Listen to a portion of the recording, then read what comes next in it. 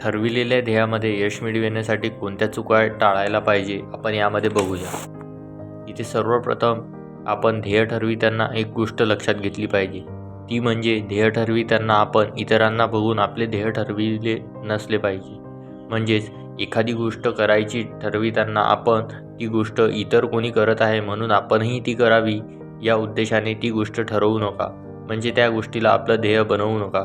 कारण इतरांनी ठरविलेली गोष्ट आपण जेव्हा करायला पाहतो तेव्हा ती गोष्ट आपल्याला जमत नाही. बऱ्याचदा असे होते कारण ती गोष्ट करताना त्या व्यक्तीने खूप विचारपूर्वक ती गोष्ट निवडलेली असते आणि आपण सहजच इतर व्यक्ती ती करताना पाहतो आणि आपल्याला असं वाटते ती गोष्ट आपणही करू शकतो. त्यामुळे आपण त्या गोष्टीला करायला सुरुवात करतो आणि त्यामध्ये आपल्याला अपयश मिळते. दुसरी महत्त्वाची गोष्ट म्हणजे इतरांसोबतची तुलना टाळणे. जेव्हा आपण एखादे ध्येय निश्चित करतो आणि त्याच्याकडे वाटचाल करताना आपण आपली इतरांसोबत तुलना करतो तर असे करणे आपण टाळायला पाहिजे. कारण इतरांसोबतची तुलना आपल्याला आपल्या ध्येयाच्या रस्त्यावरून भटकवू शकते आणि आपला आत्मविश्वास अशामुळे कमी होऊ शकतो, ज्यामुळे आपल्याला आपल्या ध्येय प्राप्तीमध्ये अपयश मिळू शकते.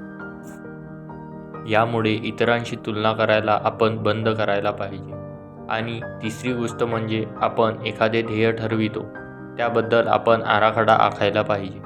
कारण आपण बघतो, आपण जर घर बांधतो तर आपण त्याबद्दलचा कच्चा आराखडा तयार करतो आणि त्यानुसार आपण आपल्या घराची बांधणी करतो.